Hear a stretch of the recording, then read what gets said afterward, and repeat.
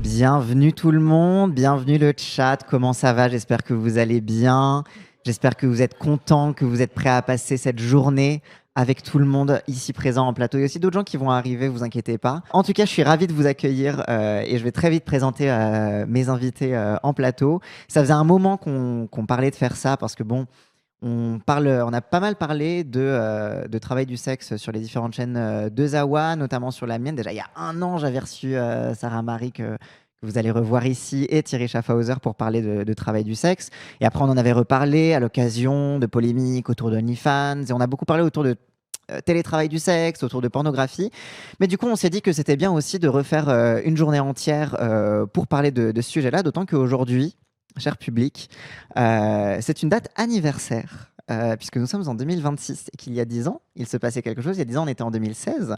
Et il y a une loi qui est passée qui était donc ce qu'on appelle la loi 2016, qu'on appelle la loi de pénalisation des clients.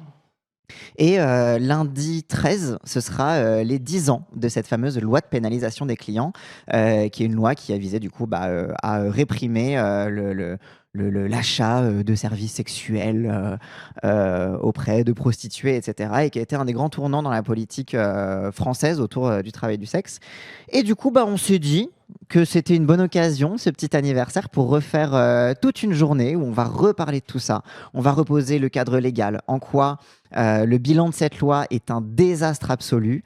On va parler de témoignages de terrain, on va parler de comment les communautés aussi s'organisent pour lutter contre la répression. Et aussi à l'occasion de... Bon, je spoile pas trop parce que les détails vous seront révélés lundi, mais à l'occasion de ces 10 ans, il y a aussi une proposition de loi communautaire qui va être présentée au Sénat avec des journées d'études aussi qui auront lieu à Sciences Po aussi dans la foulée. Donc voilà, on va être sur une grosse date sur les questions de travail du sexe, donc on s'est dit que c'était une bonne occasion de refaire un petit bilan. Et du coup, pour ce premier... Parce que alors du coup, je vous explique un petit peu le plan de la journée, et puis après, après vous pouvez parler dans les micros, vous inquiétez pas, hein, je me sens un peu seul du coup. Donc pour vous expliquer un petit peu, la journée va être longue, il est où mon petit déroulé? Alors, il va y avoir 3 gros panels un petit peu où on va se prendre la tête, et 2 petits trucs où on va un peu plus s'amuser. Donc on va commencer avec mes invités que je vais vous présenter, promis. On va d'abord faire, pour l'introduction, un bilan du coup de cette loi de pénalisation des clients, c'est quoi la prostitution en France aujourd'hui, c'est quoi le travail du sexe en France aujourd'hui, et un petit peu, voilà, qu'est-ce qu'il faut savoir, et même aujourd'hui d'ailleurs en France et aussi un peu ailleurs dans le monde, parce que aussi on va avoir une dimension un peu internationale. Donc voilà. Premier panel, introduction, tout ce que vous devez savoir, les bases légales, l'expérience vécue, voilà. Ensuite, on va avoir une petite transition, vous pourrez poser toutes vos questions. Donc si vous avez des questions un petit peu indiscrètes à poser, si vous avez des questions, si vous êtes curieux de savoir quelles sont les anecdotes les plus croustillantes dans la vie d'une travailleuse ou d'un travailleur du sexe, vous pourrez les poser juste après. Il y aura une petite séquence podcast qu'on fera avec Anaïs, avec Jules. Ensuite, deuxième panel, on va parler de travail du sexe et de féminisme, toute la question de la stigmatisation, des discriminations croisées, comment on analyse ça en lien avec le féminisme, avec la transphobie, avec l'extrême droitisation aussi, la montée des extrêmes droites, bref. Et ça, c'est Nonor qui va me rejoindre pour animer ça. Et enfin, on va finir par un dernier panel sur l'approche par le travail, la question du syndicalisme. On va notamment recevoir le Stras. Donc voilà, donc vous avez compris, 3 parties, on finit sur les perspectives, la lutte, etc. Comme ça, on sait quoi faire quand on sort de ce stream. Et on finira à la fin, juste pour se rincer la bouche et pour s'amuser un petit peu. On va faire une petite tier list des pires arguments des abolitionnistes. Comme ça, vous pourrez viser dans le chat et pouvoir nous dire comment vous avez bien appris, quels sont tous les pires arguments et en quoi c'est les pires arguments des gens qui veulent abolir, entre guillemets, le travail du sexe. Bref, voilà pour le plan de la journée. Je peux enfin passer à la présentation de mes invités qui me regardent me décomposer depuis tout à l'heure sur mon siège. Du coup, pour ce petit panel table ronde, je sais pas comment appeler ça parce que c'est pas vraiment une table ronde, mais du coup, j'ai l'honneur de recevoir donc, dans l'ordre dans lequel j'ai noté, Hélène Lebaille. Bon. Tu veux te présenter, donc tu es chercheuse, Oui, c'est voilà, ça, à Sciences Po, CNRS. chercheuse au CNRS et en poste à Sciences Po Paris. Et du coup, tu travailles donc tu travailles sur le travail du sexe. Ouais, effectivement, j'ai fait plusieurs enquêtes pour essayer d'évaluer les conditions de vie et de travail des travailleuses du sexe aujourd'hui. Ok. Voilà, en 2018, on a fait une première enquête et on vient d'en refaire une l'année dernière pour essayer de mettre à jour un petit peu les connaissances. Ok, donc tu seras notre caution scientifique. Voilà. J'ai aussi donc Anaïs de l'Enclos. Bonjour. Tu es donc toi-même travailleuse du sexe. Oui. Oui, je sais. Scandale. Oh mon Dieu. Ouais, donc qui es-tu? Alors, je suis travailleuse du sexe depuis avant la loi de 2016. Donc, moi, j'ai vu les effets concrets sur l'activité. Je suis militante depuis à peu près aussi longtemps, voire oui, non, c'est ça. Oh, beaucoup trop longtemps. Non, je peux pas être aussi vieille que ça. Et je suis très en lien avec les collègues. Ouais. De par mes différentes activités militantes. À l'heure actuelle, je suis porte-parole de la Fédération Parapluie Rouge, qui regroupe une quinzaine d'associations communautaires de terrain. Donc, je vois effectivement au quotidien ce qui se passe depuis la loi et je peux rapporter la parole des collègues. Ok, super. En plus de la mienne, parce que je suis toujours en activité. J'ai toujours pas pris ma retraite. Et du coup, en parlant de collègues, il y a du coup Giovanna Rincon. Comment dire, je vais te laisser te présenter, mais avant tout... reine du militantisme, trans, queer, icône, voilà. Mais sinon, peux-tu te présenter? Merci pour tous ces éloges.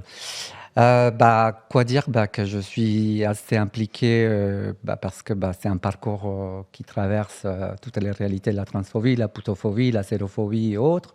Et du coup, aujourd'hui, je vais dire que pour finir rapidement ma présentation, je suis l'aboutissement concret de ce qu'on a pu faire avec la création de nos expériences à Septesté en 2010. Et je vous raconterai à peu près plus tard de quoi il s'agit à Septesté, qu'est-ce qu'on a conquis et qu'est-ce qui nous attend aussi devant encore pour continuer à lutter. Très cool, on a hâte, on va reparler de tout ça, c'est le petit teaser les gens. À côté de moi, du coup, il y a Jules, j'allais dire. Jules, toi, du coup, tu es aussi TDS. Oui. Et tu travailles avec le projet Jasmine. Donc, présente-toi, explique-nous, c'est quoi tout ça? Alors, moi, TDS depuis plus de 10 ans aussi, avec des phases plus ou moins actives. Militant aussi, depuis moins longtemps qu'Anaïs.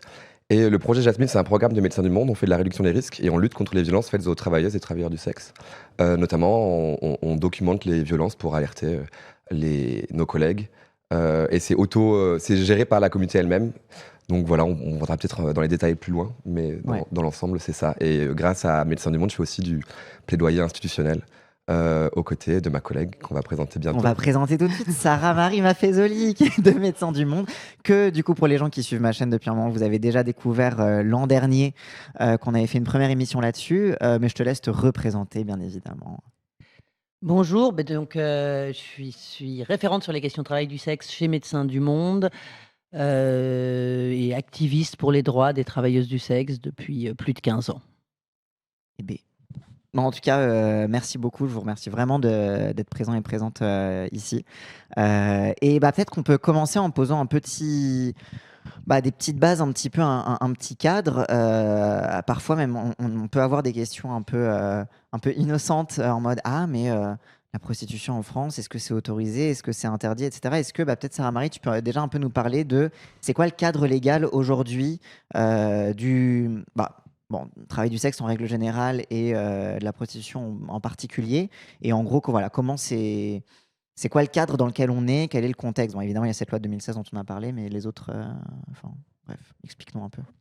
Ouais, bien sûr. Alors bon, effectivement, là, quand on va parler de travail du sexe, on emploie le terme parapluie générique qui inclut les différents secteurs d'activité de l'industrie du sexe. Mais là, ce dont on va parler, c'est du travail du sexe en présentiel avec contact. Donc, autrement dit, la prostitution. Mais c'est vrai que c'est une terminologie qu'on n'emploie pas trop. Oui. Et c'est pour ça que, de manière générique, on va parler de travail sexuel, travail du sexe, en lieu et place de travail sexuel en présentiel avec contact, parce que c'est un petit peu long si on dit ça comme ça. En France, le contexte est un contexte éminemment répressif. Alors, on a tendance à pas le percevoir comme tel, parce que on nous présente toujours le fait que la France est un pays abolitionniste de la prostitution, que les travailleuses du sexe seraient des victimes, qu'il faudrait protéger et qu'elles seraient donc protégées en France. Il se trouve que, donc, comme on l'a rappelé depuis 2016, les clients des travailleuses du sexe sont pénalisés, ce qui est une forme indirecte de pénalisation des travailleuses du sexe, c'est-à-dire que ce n'est pas du tout une protection des travailleuses du sexe, et on va revenir dessus, et à la fois par les retours de terrain, mais aussi les retours que pourra nous faire Hélène dans l'enquête qui a été faite, où il y a beaucoup de travailleuses du sexe qui ont été entendues aussi sur la manière dont elles vivent la situation en France. Mais au-delà de la pénalisation des clients, il y a aussi une pénalisation très large du proxénétisme, Oui. qui est en réalité toute aide ou assistance à la prostitution d'autrui. Ce qui est une définition très large. Extrêmement large. Ben, en réalité, alors, on peut le dire d'emblée, toutes les personnes qui travaillent en proximité avec les travailleuses du sexe sont proxénètes. Donc ça, comme ça, c'est posé. Parce que dès lors qu'on ne s'oppose pas à l'activité de prostitution d'une personne qu'on va aider, même sans prendre de l'argent, on peut être poursuivi pour proxénétisme. Ça veut dire que si, par exemple, je mets à disposition d'une travailleuse du sexe mon appartement en lui prêtant, simplement parce que je ne suis pas chez moi et qu'elle a besoin d'un lieu pour travailler, et que je ne lui demande pas d'argent, mais je sais qu'elle exerce le travail du sexe dedans, je suis proxénète. Okay. Si 2 travailleuses du sexe travaillent ensemble dans un appartement, elles sont proxénètes l'une de l'autre. S'il y a une travailleuse du sexe qui fait le backup d'une autre travailleuse du sexe, c'est-à-dire qu'elle lui dit « je vais en clientèle, je t'envoie un message, si à telle heure tu n'as pas de mes nouvelles, voilà ce que tu dois faire », elle est proxénète. Donc en fait, ça couvre tout ce qui n'est pas un obstacle à l'exercice du travail du sexe, donc c'est extrêmement large. Et il faut quand même avoir à l'esprit que les premières victimes de poursuites pour proxénétisme, ce sont les travailleuses du sexe elles-mêmes, même quand il n'y a pas d'histoire d'argent, je le redis, Oui, c'est en toute gratuité. Parce qu'on a l'image du proxénète en mode le Mac avec son gros manteau en fourrure, ses gros cigares qui exploite des femmes à la volée, etc. Mais en fait, même dans ce qui est des condamnations, en fait, on ne retrouve pas du tout ce profil-là. Au contraire, c'est des travailleuses elles-mêmes qui sont... C'est les travailleuses ou parfois juste des arrangements qu'elles peuvent avoir. C'est-à-dire qu'on a vu à une époque pas mal de condamnations de chauffeurs de taxi qui se mettaient d'accord avec des TDS pour venir les chercher à la fin de leur nuit de travail. Et eux, ça leur faisait une dernière course pour rentrer chez eux. Donc, c'était gagnant-gagnant. Et donc, bien sûr, elle payait la course. Mais en même temps, comme on paye la course quand on prend un taxi. Par contre, là, il y a eu des condamnations des chauffeurs de taxi pour proxénétisme. Okay. Donc on est à ce niveau-là. Donc après, il y a des gens qui échappent à des poursuites pour proxénétisme. C'est-à-dire, quand il y a des honoraires d'avocats, les avocats ne vont pas être poursuivis pour proxénétisme. La réalité, c'est ça. L'État qui prélève et des impôts et des cotisations sociales sur les revenus des travailleuses du sexe n'est pas poursuivi pour proxénétisme, ne se poursuit pas lui-même pour proxénétisme. Mais voilà, il y a quand même une définition extrêmement large. Donc du coup il y a beaucoup en fait finalement d'incohérences en fait et de trous où on nous présente que du coup avec le paradigme du coup de la pénalisation des clients, on prétend que on va faire poser la charge sur les clients qui sont eux-mêmes coupables d'acheter des services, mais en fait on se rend compte dans les faits que c'est sur les travailleuses que retombe la charge. Je crois Hélène, tu avais beaucoup travaillé là-dessus. Est-ce que tu peux un petit peu nous parler de... Alors, je pense qu'on peut ajouter un élément en plus, mais ça va dans le sens de ta question. C'est-à-dire que non seulement on présente la loi comme une loi qui a entièrement dépénalisé les travailleuses sexuelles elles-mêmes ou les travailleurs sexuels eux-mêmes, mais en fait, localement, il reste pas mal d'arrêtés municipaux et préfectoraux qui continuent de viser les personnes qui travaillent dans la rue, dans les camionnettes, etc. Donc, elles sont encore, par ce biais-là, verbalisées. Donc, il n'y a pas, sur l'ensemble du territoire, une réelle dépénalisation de celles qui sont présentées par la loi comme les victimes qu'il faut absolument dépénaliser. Ok, oui, donc il n'y a pas d'application uniforme de ce principe. Il y a toujours des moyens pour pénaliser ces personnes-là. Et il me semble, alors voilà, il faudrait aller voir, mais il me semble que le nombre de verbalisations qui visent directement les travailleuses sexuelles est peut-être équivalent, voire plus élevé que celui qui vise peut-être des éléments plus les clients. Oui, mais clairement, on en discutait récemment avec une collègue qui revenait de Toulouse, où il y a un arrêté municipal d'interdiction de la prostitution dans le centre de la ville. Et la police peut passer jusqu'à 3-4 fois pour verbaliser une même TDS, donc à 35 € l'amende. Autant dire qu'il faut quand même travailler beaucoup pour les payer. Ouais. Ok, ok. Mais et du coup, donc toi, tu as travaillé du coup sur ce bilan de la loi de 2016. Déjà en 2018, du coup, tu disais que tu avais déjà commencé à produire un truc. Mais c'est vrai qu'à l'époque, moi, je me rappelle, j'avais vu passer les premiers bilans à l'époque. Mhm. Et il y avait, on nous renvoyait toujours à la tronche que, bah non, mais en fait, ça, on peut pas leur faire confiance parce que c'est des militants, ils sont idéologues, etc., etc.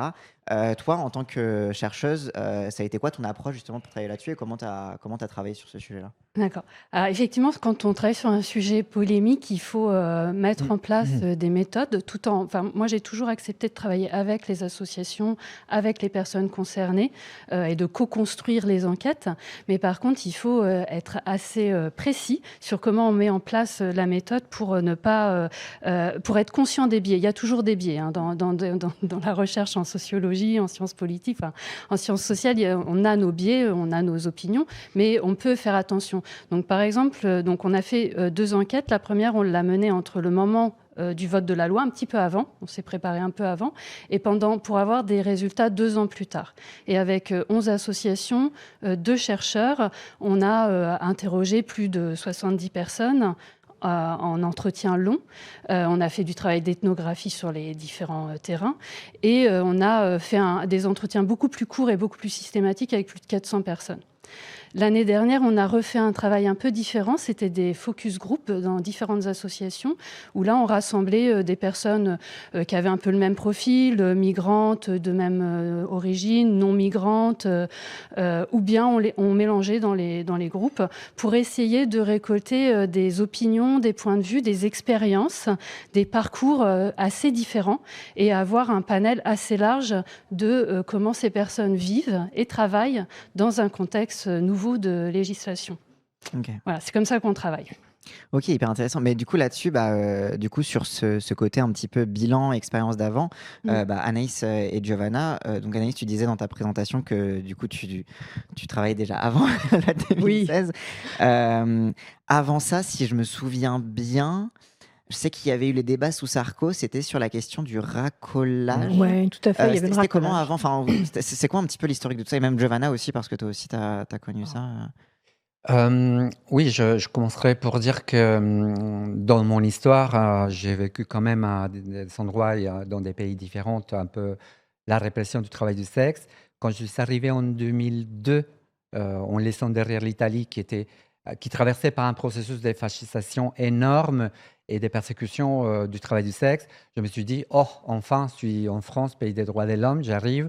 Et en 2003 arrive avec le ministre Sarkozy, ministre de l'Intérieur, qui met en place la loi du délit de racolage. Donc, toutes les travailleuses du sexe, notamment qui exerçaient dans la rue, on se trouve persécutés, pratiquement, parce que j'ai vécu ça comme une persécution.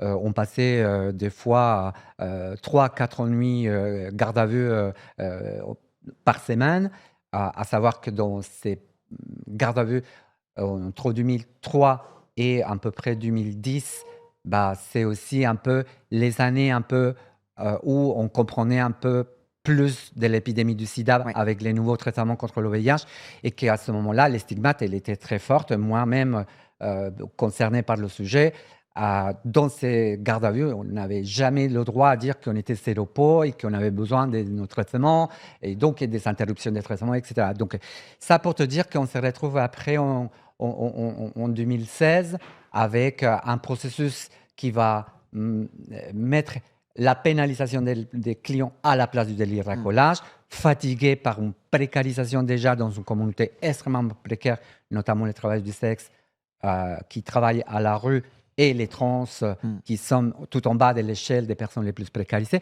Donc moi, pendant tout ce processus-là, j'ai connu tout ce qui a les dégâts qui ont créé ces 2 changements législatifs. Et c'est vrai que nous, avec la création des ACEP-TST en 2010, pour nous, la préoccupation majeure, c'était, d'un côté, on est désigné comme étant victime par la loi et à protéger. De l'autre côté, il n'y a rien qui est fait pour cette communauté-là. Fatigué aussi de l'absence des données réelles, scientifiques, avec une posture réelle, Donc, on s'est dit, c'est le moment pour nous, en tant qu'asso, de nous impliquer pour plaider à la mise en place aussi des recherches scientifiques en sciences sociales, de la santé notamment, pour connaître un peu l'épidémie du sida dans la communauté trans. Et je ferai un parallèle avec TransVIH, qui est une enquête qui a été financée par la NRS, qui commence à présenter ces données scientifiques à partir de l'année dernière. Et on voit que 80% des personnes trans séropositives qui ont répondu à cette enquête, à peu près 600 personnes, 80%, il s'agissait des femmes trans, travailleuses du sexe, victimes aussi des violences. Et je fais le parallèle avec tous les meurtres trans, travailleuses du sexe qui ont eu lieu, 4 assassinats en France depuis 2016, à partir de l'application de la loi, donc avec une augmentation. Excuse-moi, depuis 2016, désolé d'interrompre, parce que j'ai repris les chiffres hier, c'est 42. Oui, non, je disais 42 depuis 4 2016. femmes trans. Ah, femmes trans, ouais. 4 femmes trans. Oui. Et évidemment, là, le chiffre qui vient de donner Sarah Marie, c'est un chiffre qui n'avait jamais été si violent, si important, en fait. Donc finalement, une loi qui a été présentée par des féministes abolitionnistes comme étant pour protéger la solution. la solution à la fin, etc. En fait, on voit que ça a eu une augmentation finalement de la précarisation et de la violence au final. Et de l'insécurité, notamment, puisque le cas de Vanessa Campos, qui est une femme trans, travailleuse du sexe, assassinée le 18 août 2018 au Bois de Boulogne, elle est arrivée cette année-là, au moment de l'application de la loi. Et à ce moment-là, elle se retrouve à Paris, au Bois de Boulogne, où il y avait quand même une auto-organisation communautaire assez précise en termes de sécurité, et qu'à ce moment-là, il se retrouve obligé d'aller plus à l'intérieur du bois, où il n'y a pas d'éclairage, où la police ne peut pas arriver, où les clients, ils doivent laisser les voitures loin et venir à pied. Et c'est dans ce contexte-là, avec un groupe de malfaiteurs qui s'est organisé pour venir racketter les clients, parce que finalement, on va dire que dans ce contexte, il y a aussi une espèce de situation criminogène qui va s'organiser pour aller racketter les travailleurs du sexe, mais aussi leurs clients. Ouais. Et dans ce contexte-là, Vanessa Campos se retrouve assassinée. Et donc, c'est à cause aussi de ces situations de nécessité de reconfigurer aussi la façon comment on peut continuer en tant que travailleur du sexe à rester en contact avec les clients qui sont, on va dire, pliés par la peur, mais qui finalement va porter la responsabilité en termes de sécurité, ce sont les travailleurs du sexe. Et je fais le parallèle avec ce qui disait tout à l'heure Sarah Marie sur la question du délire, sur la question du délit de proxénétisme. Une chose qui a émergé pendant le procès de Vanessa Campos, c'est effectivement que les filles, elles savaient auto-organiser depuis 2016 jusqu'à 2018 au moment de l'assassinat pour payer des gars et leur assurer un minimum de sécurité qui n'a pas marché, puisqu'au moment de l'assassinat de Vanessa Campos, les gars qui assuraient la sécurité de Vanessa Campos, elles se vus obligées aussi de se cacher parce que le groupe des malfaiteurs qui sont venus les assassiner, ils voulaient attaquer les filles, mais aussi les gars qui avaient été déjà repérés comme étant la sécurité des filles. Okay. Et peut-être si on peut juste rappeler l'anecdote au sujet de l'assassinat de Vanessa Campos, que elle a été assassinée avec une arme qui avait été volée à un policier qui était venu au bois et qui, comme il était client et que c'était dans un contexte de pénalisation des clients, il n'avait pas déclaré le vol de son arme de service. Et c'est cette arme précisément qui a servi à l'assassiner. Qui avait été volée par les malfaiteurs, le groupe malfaiteur, et qui, avec cette arme-là, c'est Vanessa Campos qui a été effectivement assassinée, ça s'est su plus tard, pendant le procès, et évidemment que le client, policier client, elle s'est retrouvée obligée de comparaître devant le tribunal pendant tout le procès. Digne d'âme. Non, mais c'est vraiment une dinguerie. Mais c'est là où on voit toutes les absurdités en fait dans lesquelles jusqu'à auxquelles va cette loi, quoi. Toi, Anaïs aussi, comment tu as vécu ce passage du avant-après Alors, pour moi, ça a été extrêmement... ça a été visible tout de suite. C'est-à-dire qu'on est passé on avait beaucoup d'appels. Moi, je travaille principalement sur Internet, donc les gens prennent rendez-vous par téléphone, en appelant ou par message. Et j'ai discuté avec les collègues, c'était à peu près la même chose. C'est-à-dire que juste avant le passage de la loi, on avait globalement beaucoup d'appels dans la journée, mais quand je dis beaucoup d'appels, c'est le téléphone sonnait sans cesse, ce qui fait que concrètement, quand vous avez 50 appels dans la journée, il est facile de choisir les gens avec qui vous souhaitez effectivement prendre rendez-vous et de refuser ceux avec lesquels vous vous sentez pas bien. La loi est passée et pendant une semaine, mon téléphone n'a juste pas sonné du tout. Donc déjà, ça paraissait surréaliste. Les conséquences, alors bien sûr, ça a recommencé. Les gens ont recommencé à venir, hein, mais beaucoup moins qu'avant. Donc, la conséquence immédiate, c'est que votre chiffre d'affaires il diminue, alors que vos factures, elles sont toujours les mêmes. Il faut toujours nourrir votre foyer. Donc, le choix et la possibilité de négociation, c'est inversé en fait. Le rapport de force entre les clients et les travailleuses du sexe, il s'est totalement inversé. Et on a vu des comportements augmenter comme les négociations de tarifs, de pratiques, l'obligation de travailler sur des plages horaires beaucoup plus longues pour avoir un chiffre d'affaires qui se maintienne à peu près, l'obligation de modifier ses pratiques aussi pour continuer à avoir une clientèle suffisante. Et tout ça, ce sont des choses qui, en fait, vous fragilisent énormément. Et donc, pour toutes les collègues qui ont vécu cette période, on a vraiment ressenti une détérioration très, très nette de notre quotidien. Et ça a été très vite assez dramatique. Bien sûr, plus on est dans une situation de précarité, plus la situation a été dramatique très vite, parce que pour des personnes qui sont relativement privilégiées, on a trouvé des façons en fait de continuer à travailler à peu près correctement. Mais quand vous avez vraiment, quand vous cumulez les stigmas ou les difficultés, vous êtes vraiment à la merci de gens qui en profitent. Donc il y a eu une chute des chiffres d'affaires, une augmentation des violences, parce que bien sûr, des gens ont bien senti ça et des gens malveillants en ont profité en se disant c'est l'occasion, en fait, elles n'ont plus le choix, donc on y va. Et il y a vraiment des gens qui ont commencé à venir pour, ou volontairement, juste pour nous braquer, ou parce qu'ils savaient qu'on n'avait plus le choix d'accepter ou de refuser, et ils en ont profité. Donc il y a eu une augmentation aussi du nombre d'agressions, du nombre de vols, du nombre de viols. Et ça, c'est dans quelle que soit la façon dont on travaillait, que ce soit sur Internet, que ce soit dans la rue, tout le monde l'a constaté. Ouais. Et ce que je vois depuis 2016, c'est que ça continue, en fait. Les violences sont devenues systématiques, les conditions sont très difficiles. Les gens ont de plus en plus de difficultés à imposer, par exemple, le port du préservatif. Donc, on sait, par exemple, qu'avant le passage de la loi pour les fellations, le port du préservatif, on arrivait à l'imposer à 95%, je crois, à peu près. Depuis le passage de la loi, ça a chuté aux alentours de 60%. Donc, ça veut dire que d'un point de vue santé global, pas que pour nous, mais pour la population, il y a une augmentation des IST. J'ai des collègues qui me confirment qu'avant la loi, ils arrivaient à travailler et il n'y avait pas de souci de transmission, et que depuis la loi, ils ou elles ont attrapé plusieurs fois des IST.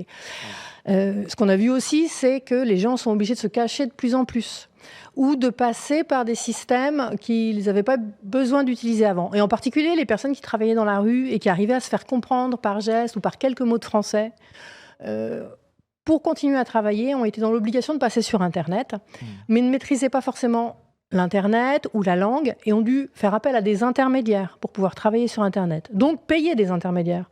Donc, en fait, ça a créé aussi une forme d'exploitation qui n'existait pas avant. C'est aussi la nécessité de louer des appartements alors qu'elles n'avaient pas besoin de le faire avant. Donc, passer par des personnes qui puissent le faire à leur place, et donc les payer aussi. Donc, ça a créé encore une autre forme augmenter le nombre d'intermédiaires. Tout à fait. Et ça, toutes les associations de terrain le constatent. Et moi, quels que soient les collègues avec qui j'en parle, quelle que soit leur façon de travailler, le constat, il est unanime. Donc, nos conditions, elles sont vraiment devenues épouvantables. Ce qui, moi, me chiffonne, c'est que tout ça n'a pas du tout conduit à l'idée, c'était, si ça devient suffisamment difficile, elles vont faire autre chose. Oui, c'est ça, parce que le pari, c'était que du coup, il y aura moins de clients, donc il y aura moins de travailleuses. Alors, non, je vais vous faire un aveu, il y en a de plus en plus, en fait. Okay. Et il y en a de plus en plus parce que les gens en France, ils sont de plus en plus pauvres. Donc, les femmes, surtout, un des moyens qu'elles ont pour continuer à subvenir à leurs besoins, c'est le travail du sexe. Donc, il y a de plus en plus de travailleuses du sexe et de travailleurs du sexe en France. Ouais. Giovanna, tu voulais rebondir? Oui, non, je voulais juste insister sur les problématiques de l'épidémie du sida en général. Étant donné que la population travailleuse du sexe prostituée a été désignée, soi-disant, comme une population clé dans la lutte contre l'épidémie et du sida. Et par ailleurs, dans l'épidémie de Covid, on s'est retrouvé dans la même situation. Or, entre le délit racolage, qui était quand même un sujet hyper délicat en termes d'accès aux droits et accès aux soins, et notamment de suivi thérapeutique VIH, c'est vrai que pendant cette période-là, 2003-2016, les personnes séropositives à travers du sexe ont resté à Paris. Il y avait des attaches directes et on va dire que c'est à partir de 2016 où il y a vraiment une baisse extrême parce que les clients, on va dire qu'ils disparaissent. Et donc, il y a pour moi un inversement des capacités qui est énorme. Aujourd'hui, ce qu'on voit, c'est que beaucoup de travailleuses du sexe, ce sont elles-mêmes qui se voient obligées au bois de proposer des rapports non protégés à des tarifs 5 €, 10 €, parce qu'il faut survivre. Et donc, la question aussi de les interruptions des soins, aujourd'hui, sont une réalité. Les médecins des différents hôpitaux, aujourd'hui, font appel à CEPTST pour les aider à retracer des patientes perdues de vue, trans, qui finalement disparaissent dans la nature. Et on ne sait pas si ces personnes ont arrêté les traitements, si vraiment sont changés des pays ou autres. Et là, la question qui se pose, c'est que l'épidémie, soi-disant, est sous contrôle aujourd'hui.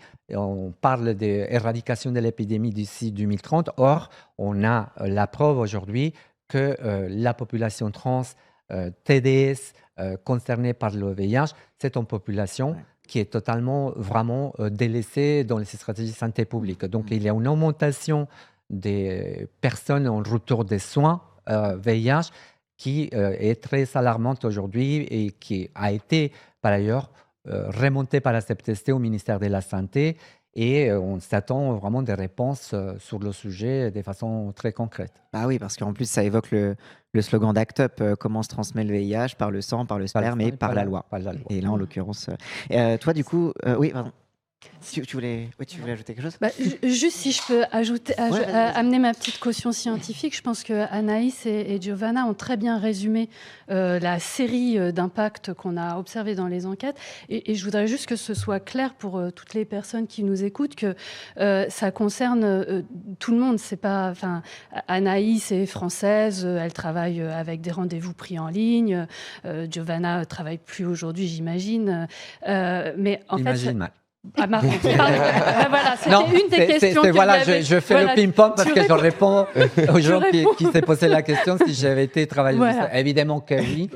Et si je le suis, évidemment que oui, mais bon, il y a moins de temps, mais voilà. Prenez rendez-vous sur Internet. Sur Doctopute. Mais je veux dire, voilà, on a interrogé également plein de femmes chinoises et c'était les mêmes constats. Des femmes nigérianes, c'était le même constat. Alors, les femmes nigérianes, c'est très particulier comme cas parce que ça fait partie des personnes les plus concernées par la traite des êtres humains et la vraie exploitation. Mais elles font les mêmes constats, même certaines qui ont pu bénéficier, je ne sais pas si on en parlera, mais bénéficier du parcours de sortie de la prostitution.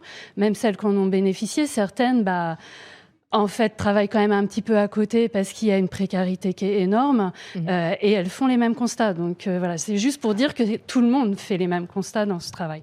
En vrai, ouais, vas-y. Non, mais peut-être, je ne sais pas si maintenant on donne des précisions sur ce que c'est quand même le parcours de sortie. Vas-y. Non, mais parce que au moment de la loi de 2016, en fait, il y a eu le fameux volet dit social. Avec de très très gros guillemets. Parce que répression d'un côté pour les clients et volet social pour les travailleuses, en mode il y a deux jambes humaines. Voilà. Et alors après, il y a d'autres choses dans cette loi, et c'est pour ça, par exemple, que dans le chat, on disait abrogation de la loi de 2016. Non, nous, on veut l'abrogation de la pénalisation des clients, mais pas de la loi de 2016, parce que la loi de 2016, c'est aussi celle qui abroge le délit de racolage public, c'est aussi celle qui prévoit comme circonstance aggravante. C'est qu'avant, il y avait le délit de racolage, etc. Que voilà, ces évolutions-là, il faut les prendre en compte aussi. C'est ça, mais c'est après, du coup, dans cette loi, il y a aussi, au-delà, à côté du volet répressif, qui est la pénalisation des clients, le parcours de sortie de prostitution, qui est le volet dit social, qui permet à des personnes qui souhaitent changer d'activité d'entrer dans un parcours de sortie de prostitution. Il faut qu'elle soit accompagnée par une association agréée pour rentrer dans ce PSP, comme on dit entre nous. Pour avoir l'agrément, il faut que l'association adopte une résolution d'Assemblée générale disant qu'elle lutte contre la prostitution. Donc déjà, ce qui flèche politiquement les associations qui vont faire le parcours de sortie de prostitution. Une fois qu'elles sont accompagnées par une asso agréée, elles doivent passer ensuite devant une commission qui va rendre un avis. Et l'avis sera ou non suivi par le préfet. Une fois qu'elles rentrent dans le parcours de sortie de prostitution, elles peuvent avoir droit à une autorisation provisoire de séjour de 6 mois, renouvelable 3 fois. Concrètement, ça veut dire qu'elles n'auront pas accès à du logement social pérenne, à une formation un peu longue. Parce qu'avec une autorisation provisoire de séjour de 6 mois, on ne peut pas rentrer dans une formation qui est plus longue. On ne peut pas avoir un logement social parce qu'il faut avoir un titre de séjour d'au moins 1 an pour être éligible à un logement social. Elle bénéficie d'une allocation temporaire qui a été augmentée au 1er janvier dernier au niveau du RSA, donc à quelques 550 €, soit 2 fois moins que le seuil de pauvreté en France qui est fixé à 1 200 €. Donc du coup, c'est vrai que c'est ce que disait Hélène en disant il y en a qui travaillent un petit peu à côté. C'est-à-dire qu'avec 550 € sans hébergement et sans autres revenus, c'est quand même un petit peu difficile. Donc effectivement, potentiellement, il y en a qui doivent un peu arrondir les fins de mois. Ouais. Pardon, j'étais en train de répondre dans le chat. Oui, pardon, du coup, pour les personnes qui disent... vous répondriez quoi des personnes qui disent que psychologiquement, les TDS ne peuvent pas être comparés à un travail normal, etc. On en parle le prochain panel vers 17h15, 30 avec Nonor. On parlera justement des arguments féministes contre le TDS. On va pouvoir débunker tout ça, donc tu auras la réponse à tes questions tout à l'heure. Oui, parce que du coup, pour continuer du coup, sur cette question-là des parcours de... Ah non, d'abord, je voulais poser une question à Jules, mais attends. Oui, vas-y. Hélène, non, je t'ai coupé, que tu voulais poser une question à Jules. Non, mais c'est... en fait, justement, c'est très bien parce que du coup, on a un peu ce contexte français. Toi, Jules, il me semble que tu as commencé à exercer à l'étranger, c'est ça ? Je me suis vachement professionnalisé à l'étranger, effectivement, en Australie. Et c'est là-bas où j'ai commencé. Et du coup, j'imagine que tu as vu aussi et tu as vécu d'autres contextes légaux au niveau international. Est-ce que tu peux... Effectivement, en fait, l'Australie fait partie des quelques pays qui ont atteint un stade de décriminalisation. Après, même dans les pays qu'on considère décriminalisés, il peut y avoir plusieurs degrés, il peut y avoir quand même des lois qui posent question ou pas. Et du coup, c'est vrai que j'ai quand même beaucoup travaillé là-bas. Pas tous les États étaient décriminalisés. Ouais. Mais on peut voir, moi, ce qui est intéressant, et d'un point de vue scientifique, on voit qu'il y a des méta-études, des études qu'on repris beaucoup d'études différentes pour voir le contexte de la santé et de la vie des travailleuses du sexe. On voit que dans les États où c'est décriminalisé, il y a moins de violence, il y a moins de précarité, il y a plus d'accès aux soins. Et il y a 2 points dans cette étude-là qui dit, voilà, quand on décriminalise, on avait raison, ça aide, mais il faut quand même que des assos communautaires viennent faire le travail de terrain pour que les personnes les plus précarisées puissent avoir accès en fait à la connaissance, à la communauté, à l'aide. Ça peut faire peur à des gens sans papier de rejoindre une institution alors que déjà, même au-delà du travail du sexe, ils sont stigmatisés dans la population. Et pour parler de ça, c'est marrant. Donc moi, je suis la caution masculine sur le plateau. Ce qui est intéressant pour 2 points, parce qu'en général, les abolitionnistes parlent que du fait que ce soit une violence misogyne, patriarcale faite à la femme, et on est complètement invisibilisé. Donc on existe. Les travailleurs du sexe HSH, les hommes qui couchent avec des hommes. Il y a aussi des hommes qui couchent avec des femmes pour de l'argent, même si il y en a peu dans les mythologies sur le travail du sexe. C'est les hommes qui consomment, qui louent les services d'intimité tarifée. Et l'autre point qui est intéressant, je me suis perdu, mais j'ai perdu mon... Bon, c'est pas grave. Sur le fait que je sois un homme. Ah oui, en fait, quand on est... quand on est... les militants qui osent prendre la parole, on est en général assez privilégiés parce que il y a peu de personnes sans papier qui sont à l'intersection de beaucoup de stigmas qui vont pouvoir parler face caméra, ou alors on va être terrifié en fait de perdre son appartement, se voir retirer des droits, voire harceler sur internet, etc. Donc c'est vrai qu'il y a beaucoup de profils que vous pouvez voir, les porte-paroles en général, on sait qu'on a tendance à avoir une situation sociale au moment où on commence à se rendre public, mais c'est pas toujours le cas. Enfin, c'est pas toujours le cas, mais c'est vrai qu'il y a beaucoup de profils qui reviennent comme ça. Donc, il y a pas mal. C'est marrant, on est moins nombreux en proportion les hommes, mais on est peut-être en proportion plus nombreux dans le militantisme aussi, parce qu'on a moins peur. Enfin, le stigma sur le travail du sexe, c'est quand même très différent quand on est un homme de quand on est une femme. Moi, je ne gère pas la misogynie au travail. Donc, je fais le même travail et en même temps, mon rapport client, c'est pas les mêmes choses. Et à côté de ça, quand je parle en soirée de qui je suis et c'est ce que je fais, les gens vont se dire ah, c'est peut-être quelqu'un de très endurant en lit. Oh, c'est cool, j'y ai déjà pensé. Tu dois bien t'amuser, mon cochon. Alors que quand une femme dit ça, il peut y avoir un ah, mais qu'est-ce qui t'est arrivé? Ah, est-ce que il y a un trauma qui a posé ça? Enfin, justement, tous les argumentaires abolitionnistes. Et donc, sur l'international, moi, j'ai pu voir ça. Et ce qui est intéressant dans la question internationale, c'est que le militantisme travail du sexe est un mouvement international. Par exemple, nous, on travaille quotidiennement avec ESWA, European Sex Worker Alliance, qui est un groupe de militantisme européen. Mais on voit aussi que les abolitionnistes, en fait, dépendent de l'international. Oui. Le modèle nordique, le modèle suédois, enfin, l'abolitionnisme a été inventé en Suède et il a été exporté. Il continue à s'exporter. Donc, on voit qu'il y a pas mal de choses qui ne se passent pas qu'en France.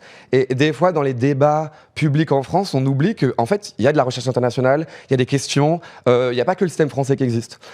Bah, justement, je voulais juste préciser que le modèle nordique, c'est la pénalisation des clients. Oui, ah oui, c'est ça. Oui, c'est vrai. Mais c'est très important de poser ces trucs-là parce qu'il y a parfois une confusion un peu dans les termes entre l'abolitionnisme, le prohibitionnisme, le modèle nordique, etc.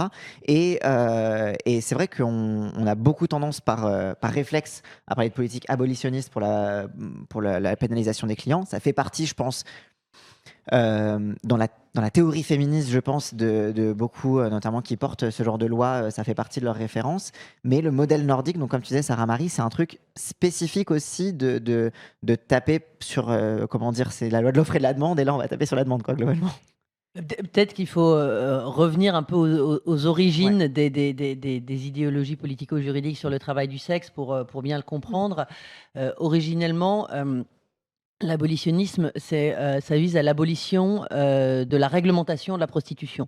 Et ce qui permet juste de préciser que, ce que j'ai vu dans le chat à un moment donné, une question sur le RN et les maisons closes.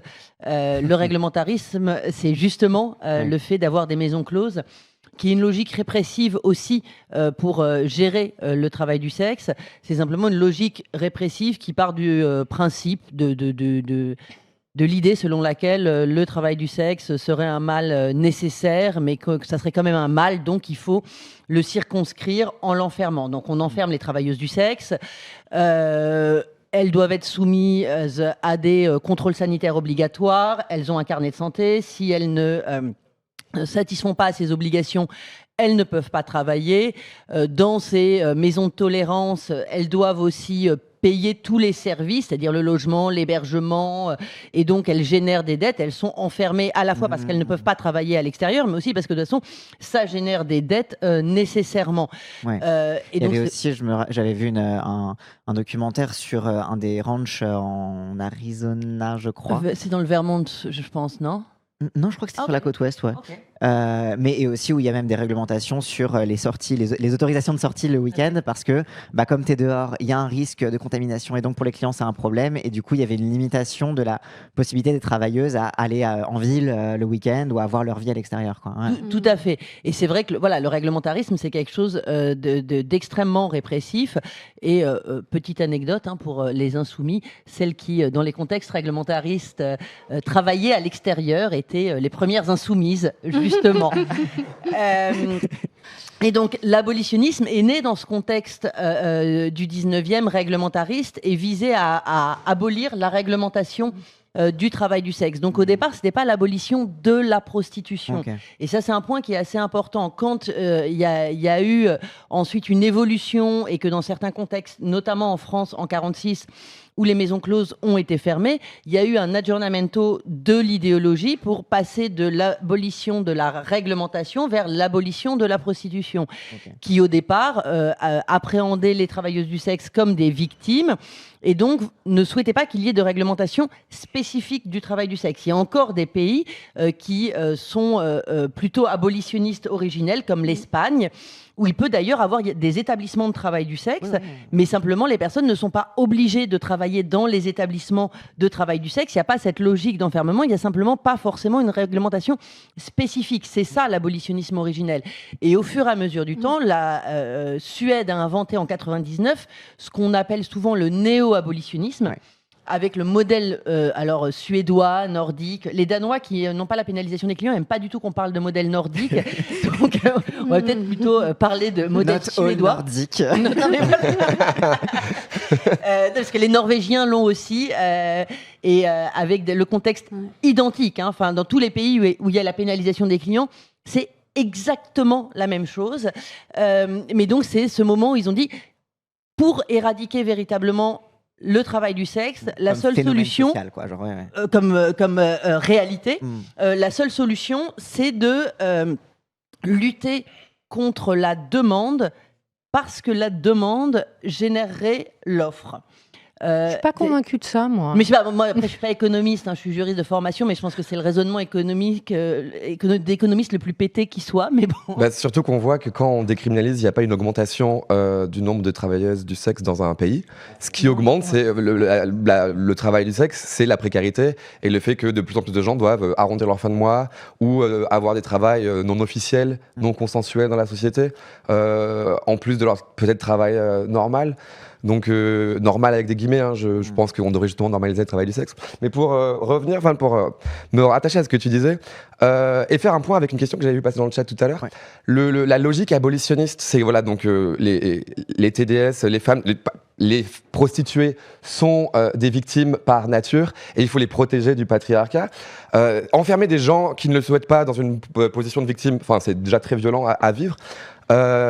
Et c'était la question de sémantique. Est-ce que c'est la sémantique qui est importante? Pourquoi on parle de travail du sexe plutôt de prostitution? Faut savoir que ça vient de l'anglais où le terme prostitute est beaucoup plus stigmatisé. Nous, on peut l'utiliser au quotidien. Je sais qu'en anglais, les gens n'aiment pas trop utiliser ce terme-là pour parler d'eux-mêmes. Mais même en France, le terme prostituée, le nom et l'adjectif, c'est une forme passive. Oui. En fait, on est prostitué de quelqu'un. Donc, les questions de sémantique, je pense qu'elles sont... C'est pas quelque chose que tu exerces, c'est quelque chose qui t'arrive à toi. C'est ça. Et je pense donc que c'est important le fait d'avoir dit on va faire du sex work. C'est vraiment les personnes qui font du travail du sexe en présentiel, au contact, qui ont dit on va avoir une façon de parler de nous-mêmes qui nous légitimise parce que on n'a pas de possibilité de parler autrement de nous que par ce terme qui est en fait un peu insultant et qui montre pas nos réalités. Les réalités, c'est que on a des business, on pense à une stratégie des fois de communication, on a des horaires de travail, on doit faire nos comptes. Enfin, il y a un vrai travail derrière. Oh, vous êtes un peu des petits entrepreneurs et complètement. Et des fois, on est critiqué de ça. On est totalement des petits entrepreneurs. Enfin, je veux dire, moi, je suis en auto-entreprise, je fais ma compta, je paye l'URSSAF, je paye mes impôts, j'ai un numéro SIRET. Enfin, oui, nous sommes des entrepreneurs. En fait, c'est d'ailleurs très intéressant parce que la plupart des réglementations, que ce soit elles ont tendance à considérer qu'on est des pauvres petites choses qui ne savons pas ce que nous faisons et qu'il faut nous protéger à l'insu de notre plein gré. Parce qu'on serait... Et une des raisons pour lesquelles les termes sont importants, c'est que quand on dit qu'on est travailleur du sexe, c'est pas que... Moi, je renie pas le fait qu'effectivement, je suis une pute, ok, j'exerce la prostitution, ok, il n'y a pas de souci. Mais quand je dis que je suis une travailleuse du sexe, c'est que je remets aussi sur le devant le fait que j'ai mon agentivité, que je le fais en conscience, que je reconnais les côtés... les raisons pour lesquelles j'exerce, les raisons pour lesquelles je pourrais éventuellement faire autre chose. Enfin, je suis une personnalité autonome et toutes mes collègues sont dans le même cas. On n'est pas juste des pauvres petites choses sans cervelle. Il faut arrêter de s'imaginer que les femmes sont incapables de penser par elles-mêmes et de choisir une activité, de choisir leur vie, de décider pour elles, en fait. J'aime pas trop la notion de choix, en fait, parce que, je vais être honnête... Le choix, c'est toujours... mais moi, si je pouvais réellement choisir, on est d'accord, j'arrête. Hein. Le problème, c'est que j'ai des factures à payer. Ouais. Et donc, si je dois décider de quelle activité je fais aujourd'hui pour payer mes factures, c'est cette activité qui, à moi, me convient le mieux. Et le problème des abolitionnistes, c'est que bien souvent, ils ont tendance à oublier qu'on a aussi un cerveau, potentiellement des idées, qu'on peut l'utiliser. Et ils sont très dans une posture évangélique de nous apporter la bonne parole de qu'est-ce qui convient de faire en tant que femme. En tant que femme, il faut vivre. Hein, et... c'est un peu ça dans les parcours de sortie. Pardon, Sarah-Marie. Non, mais juste après, il faut quand même rappeler, parce que je sais que moi j'ai eu ce débat il y a un certain nombre d'années maintenant avec quelqu'un de la CNT qui refusait la syndicalisation des auto-entrepreneurs et qui était pas contente quand je lui disais, mais en même temps, du coup, les TDS qui ne peuvent pas être autrement qu'en travailleuses indépendantes ne peuvent pas syndiquer à la CNT. Et bref, on avait un débat complètement ubuesque. Mais en fait, les TDS, elles n'ont pas d'autre alternative quand même que d'être en profession libérale. Parce que si quelqu'un les embauche, la personne est proxénète. Ça, c'est illégal. Donc, donc après, il y en a qui souhaitent de toute façon rester en libéral, mais il y en a d'autres qui pourraient aussi souhaiter travailler autrement. Elles pourraient bénéficier des règles protectrices du salariat si elles pouvaient être en coopérative.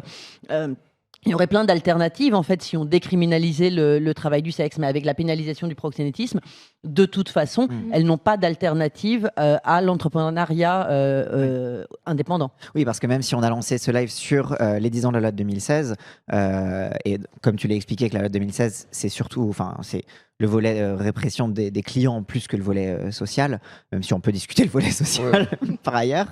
Il faut aussi garder en tête que la question de la définition légale du proxénétisme, qui elle est antérieure à toutes ces lois-là, fait aussi partie des volets de pénalisation majeure, quoi. Ouais, vas-y. J'ai vu une question qui était plus en mode blague. Vous êtes des bourgeois quand on parlait d'être patron. Mais en fait, un des trucs, c'est bon, en général, il n'y a pas vraiment beaucoup de TDS qui viennent d'un milieu bourgeois, même si ça existe, hein, j'en connais. Parce que une des raisons pour laquelle le travail du sexe est fait par beaucoup de gens qui ont peu de moyens, c'est qu'on n'a pas besoin de moyens de production, qu'ils soient matériels ou institutionnels en fait. T'as pas de papier, tu parles pas. T'as pas de papier, tu parles pas la langue, tu peux arriver à survivre grâce à ça. Et ça fait quand même des situations genre un peu incroyables. Il y a des personnes qui sont dans des situations extrêmement difficiles, qui peuvent arriver à survivre grâce au fait que il reste cette possibilité-là. Moi, j'avais rencontré un militant en Australie qui militait pour Scarlet Alliance, le gros mouvement là-bas, et qui disait moi, j'ai été immigré, je vivais dans la rue quand je suis arrivé, j'étais encore mineur, il doit avoir 17 ans, et il disait en fait, peut-être que c'était ma seule option, le travail du sexe, mais si j'avais pas eu cette option-là, qu'est-ce que j'aurais fait ?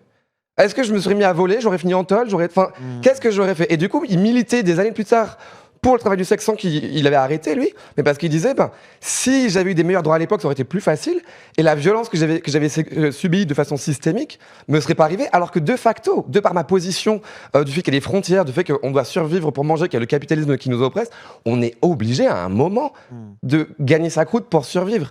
Donc voilà. J'ai déjà fait ma conclusion. En fait. Mais ce qui est cool, parce que du coup, ça amène aussi sur l'importance du travail communautaire. C'était un peu déjà quelque chose qui a été abordé dans les différentes prises de parole. Mais ce qui est intéressant, c'est que du coup, face à tout ce que tu as décrit, Sarah Marie, comme modèle, il y a une alternative qui est communautaire, qui est plus gérée par les travailleurs et travailleuses elles-mêmes, quoi. Je pense peut-être on peut commencer. Peut-être là-dessus, Giovanna. Comment, quand tu as créé Accept ST, je sais pas si tu étais toute seule à créer Accept ST. Non, quand même. Quand tu as co-créé Accept ST, l'approche, comment est-ce que vous avez organisé le travail auprès de la communauté et comment ça a un peu évolué, notamment avec le pôle juridique, etc. C'est quoi un peu le modèle d'auto-organisation qui a Accept ST là-dessus ? Oui, le modèle est basique, c'est-à-dire que pour la première fois, une association trans est fondée en 2010 par des personnes concernées par le travail du sexe, par l'immigration, sans papier, par la précarité et par le VIH. Et ensemble, on va créer cette association avec un objectif tout simple, c'est-à-dire parler à la première personne et nous impliquer dans les manifs trans féministes avec cette perspective de parler à la première personne. Je pense que pour moi et pour tant d'autres membres fondatrices, ça a été un exercice qui n'a pas été évident puisque c'était aussi le moment parler à la première personne, ça veut dire parler et dire je suis TDS, je suis séropo et en même temps... c'est triplement saouté. Voilà, et ça coûte cher ça aussi en termes de visibilité.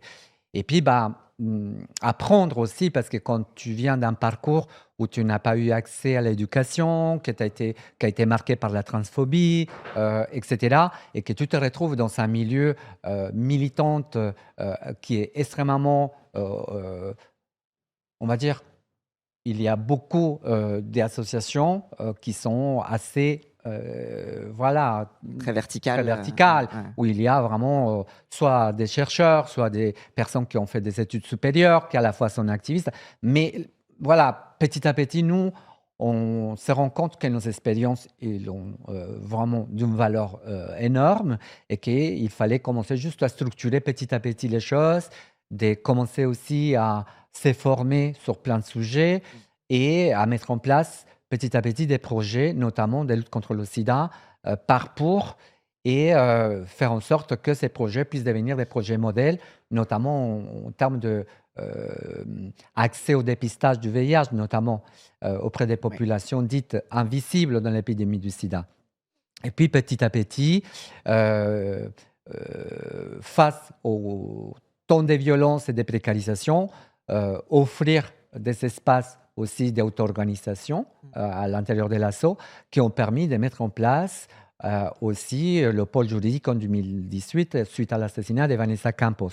Et je pense que là, c'est aussi une évolution sur le plan structurel et stratégique dans l'association. C'est là où on comprend comment le meurtre des personnes trans, c'est aussi un truc qui doit être politisé et comment est-ce qu'on doit le faire, comment est-ce qu'on peut aussi faire entendre autour des alliances que c'est à la première personne aussi de porter un peu la politisation du meurtre des personnes trans TDS. Et donc aujourd'hui, la conclusion de l'association, c'est que c'est un projet hyper concret qui offre un accompagnement global aux personnes trans TDS les plus précaires, aux personnes trans précaires.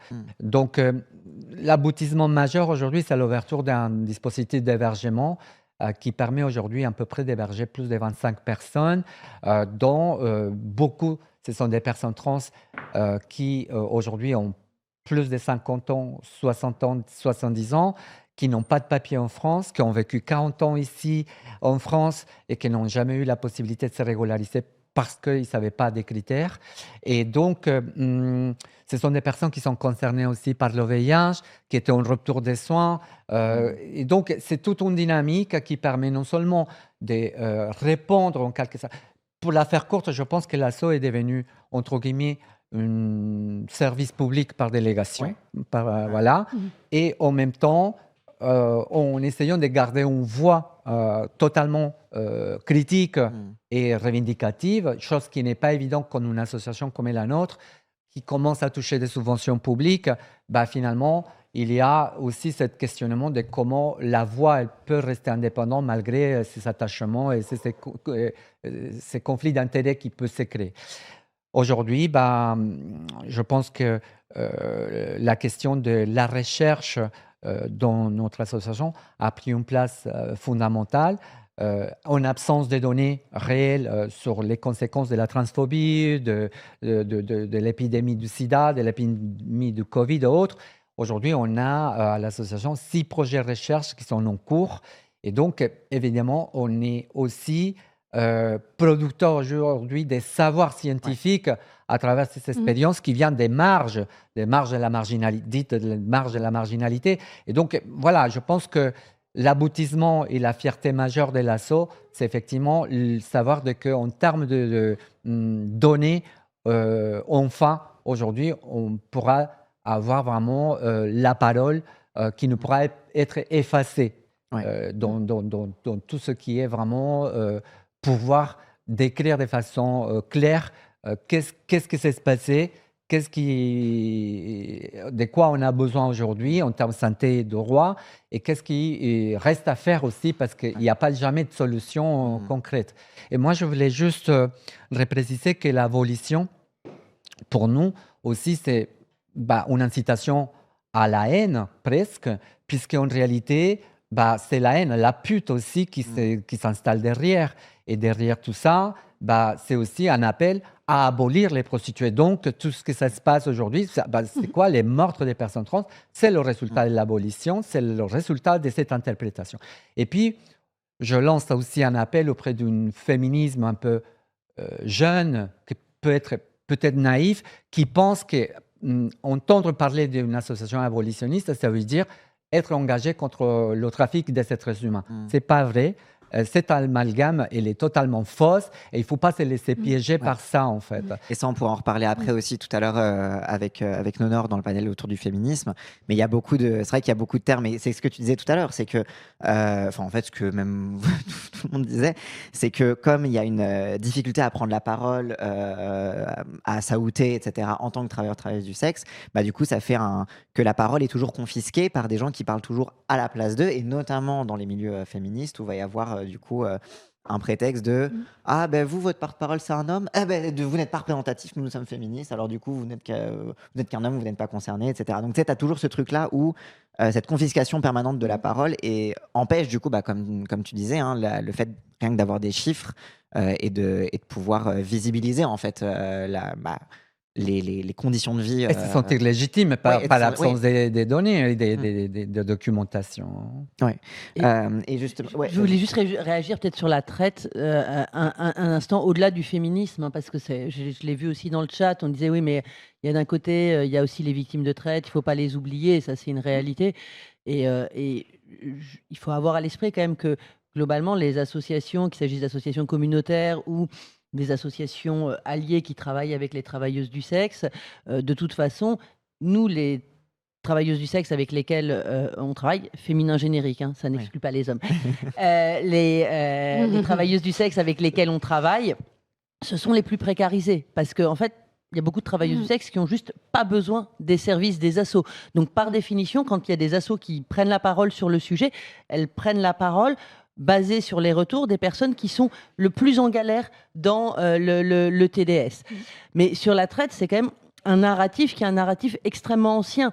C'est fondateur dans la théorisation de l'abolitionnisme même de faire un amalgame entre la traite des êtres humains et le travail sexuel pour justifier la lutte contre le travail sexuel en disant tant qu'il y aura du travail sexuel, il y aura de la traite. Donc, pour lutter contre la traite, il faut lutter contre le travail sexuel. Or, on voit bien, et ça a été largement documenté, que toutes les politiques de criminalisation du travail sexuel vont mettre en danger, en premier lieu, les personnes exploitées dans le travail du sexe. Depuis la pénalisation des clients, ce qui s'est passé, c'est qu'il y a eu une migration massive des personnes exerçant le travail du sexe sur Internet. Donc, ce qui accroît la difficulté pour les assos de rentrer en contact avec elles. Quand les TDS, même exploités dans l'activité, bossaient en rue, pour les assos, c'était assez facile de prendre contact avec elles. Comme on les connaissait, on pouvait créer un lien de confiance, les informer sur leurs droits, favoriser l'émancipation de l'exploitation. Donc, il y avait un vrai accompagnement qui était possible. À partir du moment où on ne peut plus les toucher, elles n'ont pas accès à cette information sur leurs droits. Et c'est ça le vrai sujet, c'est qu'en fait, au nom de la lutte contre le travail sexuel qui se fait passer pour une lutte contre la traite, on est en train de sacrifier précisément les plus vulnérables dans l'activité. Et c'est ça qui est honteux et qui est complètement déconnecté. C'est une idéologie qui jette sous le bus, qui est prête à marcher sur des cadavres pour défendre un principe. Et c'est tout à fait non mais en plus, je veux dire de façon pragmatique, c'est hyper logique. Si tout le monde se cache, même les personnes qui ne sont pas victimes de traite, comment on peut trouver dans une masse de gens qui se cachent et qui essayent de pas être publics la personne qui a vraiment besoin d'aide en fait. À l'heure actuelle, les gens, un moment anecdote, mais un retour qu'on a souvent entendu, c'est à cause des lois sur le proxénétisme, on peut se faire virer de son appartement manu militari pour pas que son propriétaire soit considéré comme proxénète. Et du coup, la protection sociale peut un peu voler en éclats. Et du coup, tu vas avoir des TDS qui vont nous dire je me suis fait agresser, j'ai préféré me taire parce que si j'avais crié, mes voisins auraient pu savoir qu'il se passe quelque chose. Ça aurait mis la puce à l'oreille à mon propriétaire et donc j'aurais perdu mon mal appartement, qui est le truc le plus important dans n'importe quelle société en ville à l'heure actuelle. Enfin, t'as pas d'appartement, t'es dans la merde. Du coup, forcément, tout le monde se cache, même des gens qui ne sont pas forcément exploités ou victimes de traite. Après, si t'as la police de la traite qui vient, comment tu fais pour arriver à trouver les vraies personnes concernées ? Donc voilà, c'est un peu pour rebondir sur ce que tu disais, quoi. Et là-dessus, du coup, pour revenir sur l'importance du coup justement de cette approche communautaire qui permet une vision plus fine. Toi, avec le projet Jasmine, on parlait de chiffres tout à l'heure. Vous avez pu aussi, parce que tu vas pouvoir nous expliquer tout ça, mais obtenir aussi des chiffres et d'alertes, mettre en place une plateforme d'alerte qui vous permet aussi d'avoir un suivi aussi des situations problématiques, de violence, etc. Est-ce que tu peux nous en parler un peu? Bah en fait, ouais. Alors, comme toute population stigmatisée, à un moment, il y a toujours eu de l'entraide communautaire et des façons de se protéger. Enfin, que ce soit dans la rue, sur Internet, il y a vraiment, voilà, il y a toujours des façons que les gens se protègent. Grâce à Internet, il y a, à cause d'Internet, on pourrait dire aussi, il y a des nouvelles façons de devoir se protéger d'un client. Le fait d'être dans la rue face à quelqu'un alors que tu es dans une rue avec plein de travailleuses et potentiellement des gardes du corps, de l'aide, etc. Enfin, tu te sens plus en sécurité quand tu es toute seule sur Internet et que les lois t'empêchent de travailler à plusieurs dans ton appartement. Qu'est-ce que tu fais pour éviter le contact avec ça? Une des méthodes qui a été trouvée, c'est de reprendre un peu le système de blacklist qui peuvent exister dans les maisons closes où à l'entrée tu vas avoir des photos, enfin derrière la table d'entrée tu vas avoir la photo de l'agresseur qu'il ne faut pas laisser rentrer. Et donc on a une plateforme qui va recenser les alertes et des témoignages de personnes.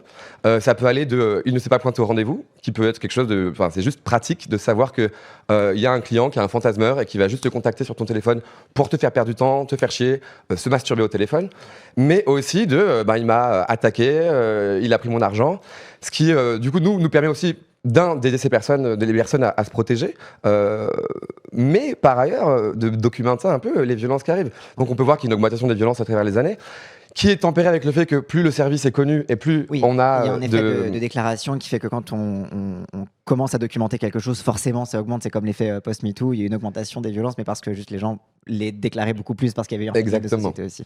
Mais par exemple, on sait que l'année des Jeux Olympiques à Paris, on a vu une augmentation assez vénère des violences et il y a eu plusieurs féminicides à cette occasion-là, parce que tous les médias avaient commencé à parler de la capitale va être envahie de prostituées pour pouvoir gagner plein d'argent avec et tout le monde disait il va y avoir des Airbnb qui va coûter des bus de prostituées qui vont venir pour les oui, je me rappelle. Dans les faits, il y a eu moins de travail, il y a pas mal de TDS qui ont dit moi j'ai eu personne, ça a été la galère, mais il y a eu le confinement à Paris que personne ne pouvait aller dans la rue quoi. Mais il y a eu une augmentation des violences et ça pour moi c'est faut toujours voir que la putophobie est vachement liée à la mythologie autour de la figure de la prostituée et que plus tu mets en avant des idées qui symboliquement sont putophobes, comme genre il va y avoir des bus, et ben il y a des gens qui vont sortir du bois pour aller dans le bois et venir t'agresser.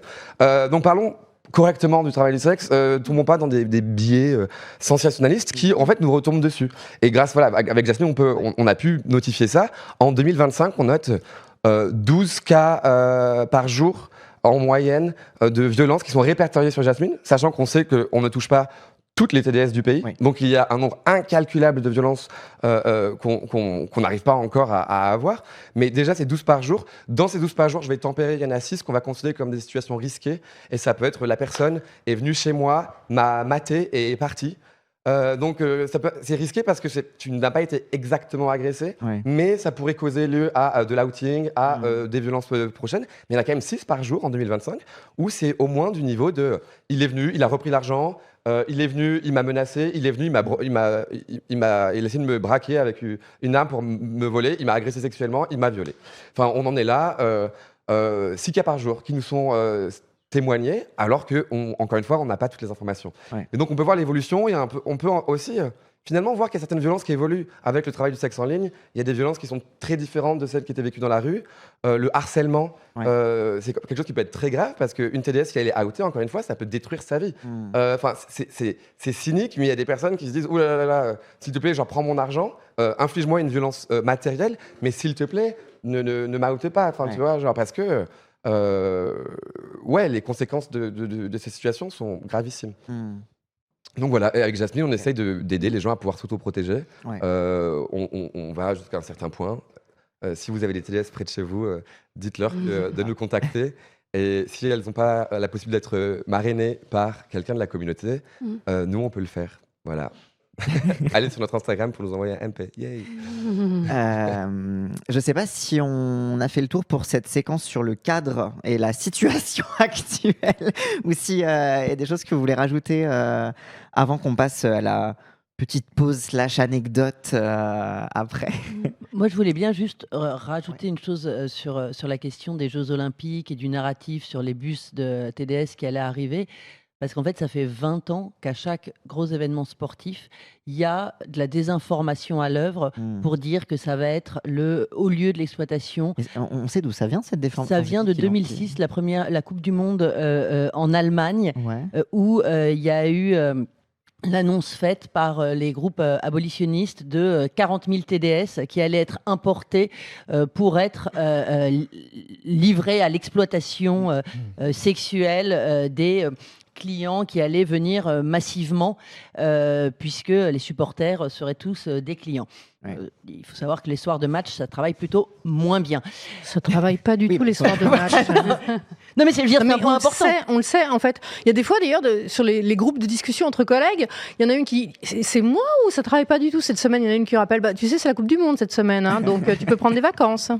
Mais voilà, ça c'est un point important, parce que c'est vrai que les TDS et leurs alliés savent très bien qu'en fait, les événements sportifs sont plutôt des temps très morts pour l'activité, mais les abolitionnistes, en fait, dans leur agenda de lutte contre le travail sexuel, ont inventé ce narratif. Et c'est intéressant parce qu'on a vu repris à tous les mondiales, à tous les JO, ce nombre de 40 000 qui ne bougent pas. Donc ça a été pareil en Afrique du Sud, c'était 40 000 travailleuses du sexe qui allaient être importées systématiquement, avec toujours ce narratif de traite de les personnes sont importées, comme ça, comme des pions, on les prend quelque part, on les déplace à un autre endroit parce que les personnes n'ont jamais aucune agentivité. Et ce qui... Et je voulais revenir là-dessus parce qu'en fait, il y a une désinformation massive autour du travail sexuel pour justifier un agenda et qui s'additionnent les uns aux autres. Donc la traite avec l'importation de personnes, le fait que 85% des travailleuses du sexe seraient victimes d'exploitation dans l'activité. Énormément de faux chiffres, de faux arguments qui circulent et qui participent à énormément de désinformation. Donc c'est super cette journée parce que ça permet justement de débunker cette désinformation, mais il y a un enjeu majeur parce que les réalités sur le travail du sexe ont énormément de mal à circuler à cause de ces narratifs qui perdurent. Giovanna qui... Non, moi, avant qu'on termine, je voulais juste rappeler à quel point la communauté TDS la plus précaire, et notamment les personnes trans sans papier, les personnes transmigrantes et CEDOPO, aujourd'hui, se retrouvent vraiment au milieu d'un contexte extrêmement particulier, avec beaucoup de paradoxes. Les victimes qui ont été accompagnées par le pôle juridique, victimes des violences à l'association entre 2024 et 2025, il s'agit à peu près de 300 personnes, parmi lesquelles au moins 250 s'agissait des personnes trans TDS, notamment sans papier, des violences dans l'exercice du travail du sexe, notamment à la rue, beaucoup de contrôle d'identité aussi, donc beaucoup de violence de la part de la police aussi. Rappeler à quel point il y a une forte hypocrisie aujourd'hui entre vouloir protéger, vouloir reconnaître la communauté trans comme étant victime d'une transphobie internationale qui on ne peut pas démentir aujourd'hui avec le contexte trumpiste et autres. Donc, de voir que l'hypocrisie, elle va très très loin en France à niveau institutionnel et législatif, étant donné que c'est une population trans concernée par le VIH, bénéficiaire d'une carte de séjour pour des raisons de santé VIH, qui de plus en plus est refusée soit de renouveler, soit de régulariser pour la première fois. Aujourd'hui, on est face à vraiment une déshumanisation et un renvoi à une mort sociale à la communauté trans la plus précaire, qui est une évidence totale, donc toute une espèce d'indifférence de la part notamment du ministère de l'Égalité, qui est le premier à se positionner en soi-disant vraiment comme étant un ministère sensible à la cause trans, etc. Il faut arrêter à un moment donné les hypocrisies, il faut à un moment donné reconnaître vraiment qu'il y a une mise en danger des personnes. Et Jules, tu voulais... Ouais, c'était plus... justement, la voix TDS a du mal à sortir. Et c'était un prétexte pour dire que là, pour les 10 ans de la loi, nous, on a écrit et sorti un manifeste, nous, je dis la communauté TDS, militante, et qu'on vous invite à aller liker, partager sur les réseaux sociaux, enfin le lire, parce que je pense que ça peut être intéressant aussi en édition de cette journée, même si je pense que beaucoup des points qu'on a fait dans le manifeste vont être dits à l'oral ici, et à taguer sur cette publication vos députés, vos syndicats, pour leur dire le sujet est important, en fait, vous pouvez pas faire semblant de pas l'entendre, de toujours avoir autre chose à faire. Voilà, donc c'est un peu un plaidoyer institutionnel. Il y a plein d'assauts qui sont de notre côté.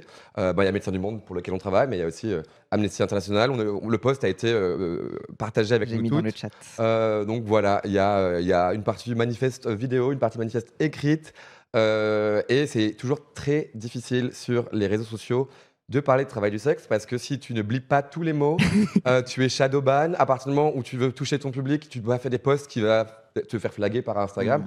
Et du coup, de façon systémique, le sujet remonte moins. Les influenceuses ont plus de mal à en parler. Donc même des fois, des gens qui voudraient parler avec nous du sujet ont du mal à le faire. Enfin, il y a un vrai enjeu. Donc on a aussi beaucoup besoin des gens pour que ce soit relayé en story, envoyé à vos contacts, parce que l'algorithme ne le fera pas pour nous, quoi. En tout cas, vous avez le lien dans le chat. Et je pense que du coup, c'est ce qui va conclure cette première séquence. Merci beaucoup. On va faire une petite pause transition de 30 minutes. Hop, et avant de partir, n'hésitez pas, si cette vidéo vous a plu, à liker, commenter, partager. Comme d'habitude, ça aide à faire tourner l'algorithme. Et si vous voulez me soutenir financièrement, n'hésitez pas à cliquer sur le lien Stream Elements qu'il y a dans la description de cette vidéo. Allez, cette fois, je vous laisse.